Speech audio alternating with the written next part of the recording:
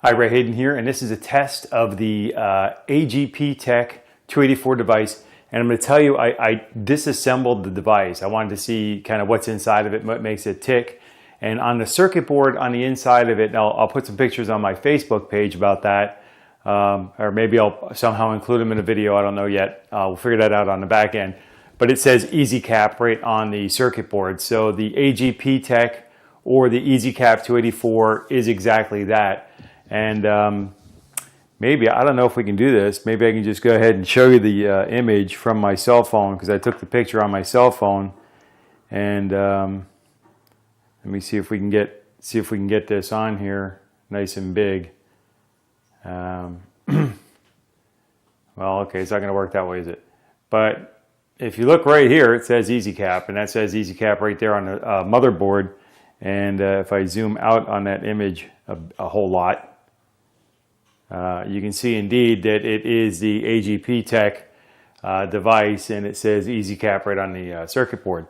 I imagine that the circuit boards are only different for the different devices, as they have to be different to fit within the case for the device. I don't have any issue with any of that, but the AGPTek device that I have is like a flimsy plastic. That's just the outer case. As long as it protects the motherboard and the connections are the same as they're going to be on any other board, I really don't care, to the extent that I'm not using it out in the field professionally. I'm just using it in the office. Now again, this is an experimental video because I tried to capture onto my thumb drive.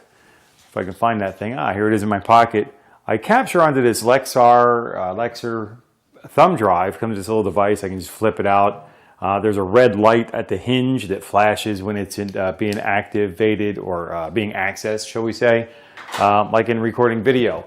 But today I'm using a different device, and I'm actually recording to a USB hard drive, an external hard drive that you might use to, for transferring files, large files back and forth. It's a 500 gigabyte drive, and it obviously uses a 2.5 inch or a laptop hard drive. It spins at 5,400 RPM, I'm pretty sure, and that may or may not be an issue. I also may or may not have an issue with how I set up my camera to see things. Again, I mentioned on another video I was experimenting with that it's hard. I got to look around the corner here and see, because there's a lens hood and it blocks my view with the viewfinder. Right now my settings are it's 1/60th is the shutter speed. The f-stop is 4.4, and it has, let me see, I can change that to 4.8. Let's go to 5.2. Maybe I was too bright and blown out there, so we closed down the shutter, the iris a little bit to 5.2. And I'm going to put my lens hood back on just because I like looking at the lens hood. It actually allows me to keep some of the little lighting that's hitting me in the face from blinding me so much. But anyways, the length of this video is not as important as the quality of the video that I'm shooting. The problem I had yesterday was when I was recording onto my thumb drive, I could play the video back. I could see it. It didn't look perfectly good. I figured it should have looked a whole lot smoother than it did. It was a little choppy-ish. It was very clear and crisp, but it's the playback was a little bit choppy. So what I tried to do was to copy that video onto my hard drive in my computer, in the new computer I just built, and I then I tried to use that file, and it couldn't import, for whatever reason, it couldn't import that video into my editing software. So the issue I had with that, and I'm going to explain why I disassembled my AGPTek 284 device. I'll explain that with this.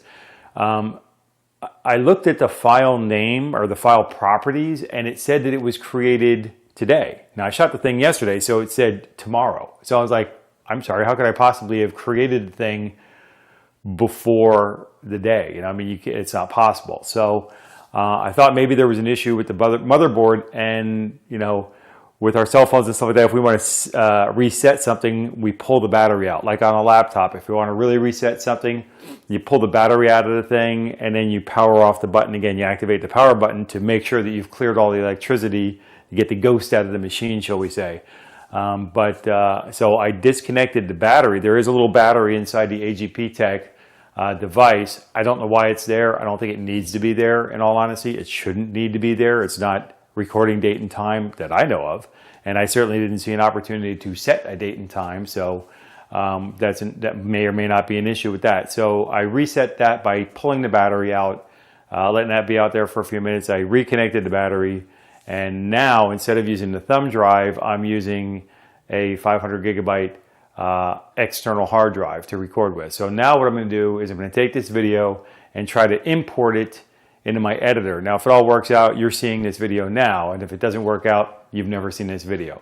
So with that, that's the end of this experiment. I'm using my Canon XHA1 camera, and I'm recording 1080p through the AGPTek or the EZCap 284 to an external hard drive as opposed to a thumb drive. So with that, until the next video, take care and be well.